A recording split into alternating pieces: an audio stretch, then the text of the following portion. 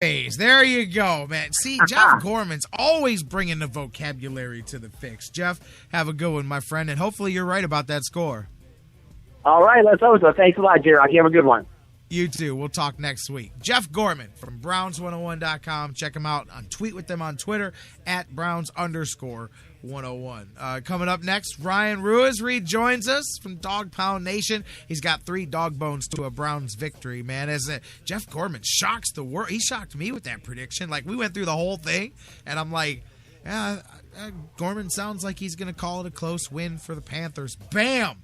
Browns 17, Panthers 16. Let's see what happens with that one. Let's see what Ryan Ruiz has got to say next. He's coming up with 3 dog bones to a Browns victory. He writes for DawgPoundNation.com, and he joins the Sports Fix coming up next. Party trophy, Super Bowl champ, start the chant if you with me, homie. I'm in that brown, I'm in that orange, I'm walking East 9. I am in that brown, I'm in that orange. I'll tell you what you're gonna do, brother. You're gonna listen to the Sports Fix, cause Yoda said so. Hey guys, before we go to the break, I want to talk to you a little bit again about our good friends at Harry Buffalo North Olmsted, the UFC, the Ultimate Fighting Championships, some of the hottest fights in the world today. Each and every one of their huge events, Harry Buffalo is one of the few places in Northeast Ohio you can go there and watch each and every UFC fight at the Harry Buffalo. And let me tell you, I've been there. The people are out the door. They are to the rafters. It is one of the craziest environments for some UFC fights. Wing Mondays, they've got great deals on wings and drinks, and every day of the week there's a different special, a different deal. And don't forget the Bison Burger, the unbelievable. It is the combination of a fantastic burger and eating healthy combined into one unbelievable sandwich. You have got to get a Bison Burger while you're there. So whatever you're looking for, whatever day of the week, Monday through Friday, Saturday, Sundays, there's something for you at the Harry Buffalo North Olmsted, just outside Great Northern Mall. Check them out today. Harry Buffalo, join the herd.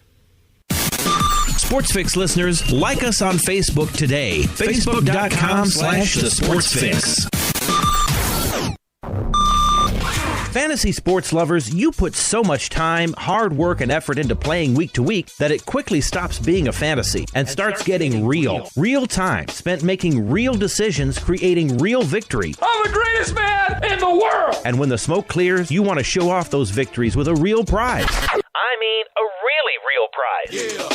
Nobody does that like Fantasy Jocks. The crew over at Fantasy Jocks have beautiful, high-quality, and heavy-duty championship belts, rings, trophies, and so much more for all your fantasy sports needs. The trophy's 12 feet high, and it is glorious! Football, baseball, hoops, you name it, they have it. Plus, they have awesome draft kits and party supplies to make all your preseason activities the envy of everyone. If your league needs a ring, belt, or trophy, or you want to upgrade what you already have, there's literally only one place to go.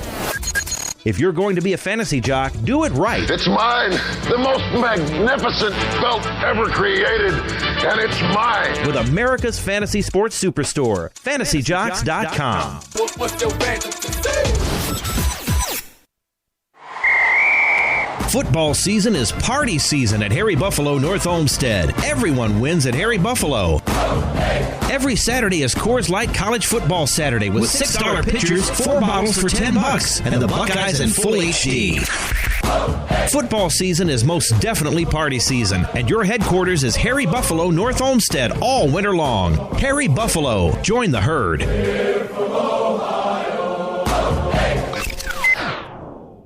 Hey everybody, this is Doug Plagans, the voice of the Lake Erie Monsters, and you're listening to the Sports Fix.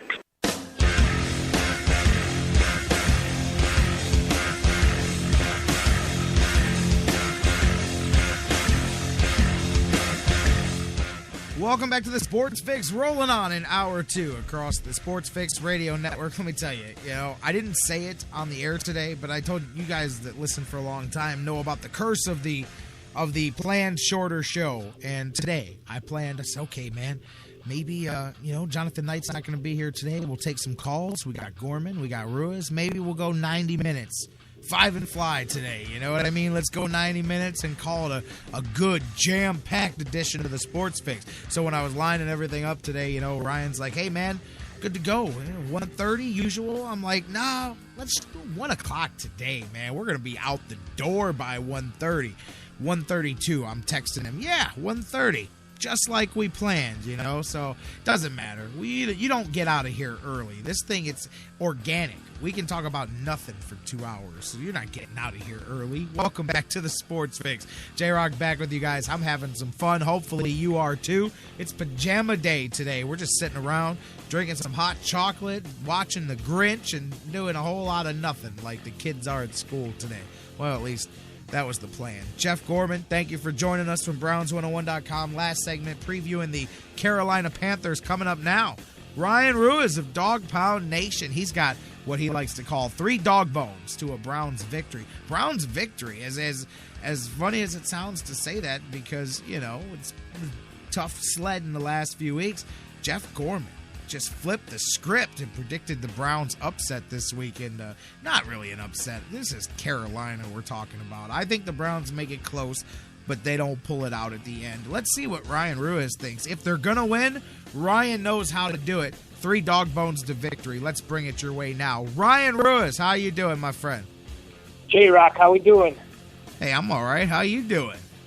We're doing good, J-Rock. I like where you're going with that. We're at the Sports Fix, we're the first ones in and the last ones out. You know what I'm saying, man? You know, I mean, every time I try to be lazy, they what are you doing here, man? But where are you at here, man? Where are you feeling this week? I mean, you know what? I'll throw it out there. Where are you at last week with everything, with what we saw, with number 2, you know who, and all the other things that come with it? I'll just use my favorite word that best describes the Browns over the last 15 years. Unacceptable. It was just an unacceptable performance all around. I know you talked about it a lot on the show last week, or this past week. I mean, just a horrendous. I mean, I can count on one hand on how many good things happened to the Browns on Sunday, and it was just the intensity wasn't there. Cincinnati basically flipped the script on the Browns from the Thursday night game. It just was unacceptable. The performance overall, offense, defense, special teams, all facets of the game, is just unacceptable. That's where I'm at. I mean, I love it. I love it when my man breaks out with the unacceptable. But you are right, and it was, especially with the progress we've seen early on this season, to come out there. I think it was a whole lot of factors, some of which will still be in play this week. I do expect them to play better. As you heard, we're a little split. I don't think, and usually it's me and Jeff go in opposite directions, but I don't think the Browns pull it out. But hell, this is Carolina, man. This is a team trying to win a division with a sub-500 record. It is the Browns' best chance to go and guarantee themselves finishing 500 for the season. And you know what? Hey, let's take the quarterback out of the equation. Even if you don't think there's going to be any improvement at quarterback, the narrative has been you can win in spite of the quarterback somehow. So let's just throw that out there. Even if you think the quarterback is absolutely not going to contribute to your victory at all, can the Browns' defense and running game show up enough to beat this team? It's, again, not like you're trying to beat the New England Patriots here. So let's start there, man. Where are you at with the Browns' chances heading into this? And you're not going to give me a prediction until the end, but how you feeling about the Browns' chances coming in here to play better than last week and win this game? I'm feeling all right. When you look at the injury report, it looks like Cam Newton's probable, so he's probably going to be going. But I got to imagine, first of all, Cam Newton's not the Cam Newton from the 2013 season. So I think they're not going to run him as much. I mean, Cam Newton's one of the only guys in the NFL that has thrown for 10,000 yards and rushed for 1,000 yards in his first 3 years. So I don't see Cam Newton be a threat to run. So let's just see what he can do. I mean, his numbers, like you pointed out earlier in the show, are his completion percentage, his Hoyers are better. So it's I have a good feeling. Even though you're on the road, I'm right there with you. This team is 5-8-1, and the sad thing is they're playing for a playoff spot. So yeah, they're playing for the playoffs, but at the same time, Browns have won 2 more games than them. I think the Browns have a better defense, and I do believe the Browns have a better running game, especially at times this season. So I think I'm going to use the cliche word, I think it's a winnable game. They gotta fall on my 3 dog bones to victory to do it, though. Oh, well, let's do it then. You've got the game plan. You've got it, Paul, printed out. Let's stamp it down. What is your first dog bone? What do the Browns got to do to beat these Panthers? Dog bone number one, J-Rock, short memory. Dog bone number one is short memory. Johnny Manziel's first start as a Brown, it didn't go the way anyone predicted. Very few people thought that he was going to, have a 24 QB rating, throw for 80 yards, 2 picks, and absolutely looked completely lost out there. But he didn't have a whole lot of help from other assets of the team. So the high-profile rookie, he was overwhelmed and confused, and he looked slow against real NFL rushers, which is surprising. In college, he looks like the field looks larger. On Sunday, it looks smaller to him. The biggest thing for Johnny himself is just have a short memory. I mean, this offense as a whole was embarrassing last week. They need to forget the fact that they had 9 offensive drives and 7 of them were 3-and-outs. They need to forget the fact that they were 10% on third downs and only put 107 total yards on the board.